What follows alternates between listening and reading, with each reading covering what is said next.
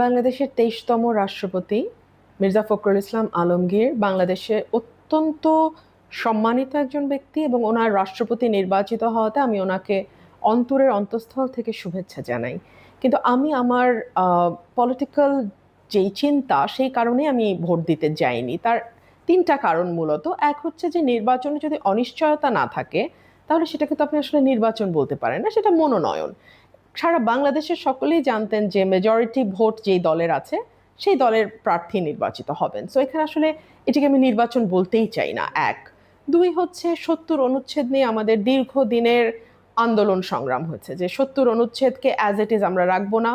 আমরা দলের সদস্যরা দল করলেও তারা চাইলে ইন্ডিপেন্ডেন্টলি ভোটাধিকার প্রয়োগ করতে পারবেন।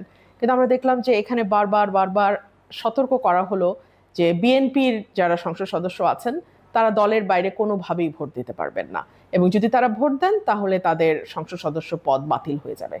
সো তাহলে আর ৭০ অনুচ্ছেদ নিয়ে এই যে বড় বড় কথা কি দরকার ছিল? এবং ভোট শেষ হওয়ার সাথে সাথে স্বরাষ্ট্রমন্ত্রী মহোদয় বললেন যে আমরা এখনই ৭০ অনুচ্ছেদটা সংশোধন করব এবং সদস্যরা দলের বাইরে চাইলে ভোট দিতে পারবেন। তাহলে এই ভোটে সেই অধিকারটা তাদের দেয়া হলো না কেন?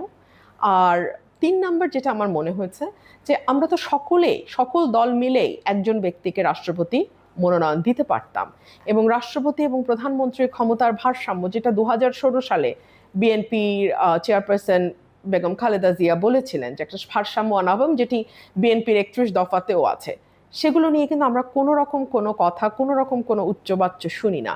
সো এই সকল কিছু দেখে আমার মনে হয়েছে যে আমি আসলে এই প্রহসনের অংশ হতে চাচ্ছি না। বাট তারপরে আমি লাস্টে আবারও বলবো যে মির্জা ফখরুল ইসলাম আলমগীরকে ব্যক্তিগতভাবে একজন রাজনৈতিক কর্মী হিসেবে আমি ভীষণ শ্রদ্ধা করি এবং ওনাকে আমার অভিনন্দন। কিন্তু দেখুন, প্রিন্সিপালের একটা ব্যাপার আছে। সো আমার কাছে মনে হয়েছে আমি এই প্রহসনে অংশ নেব না।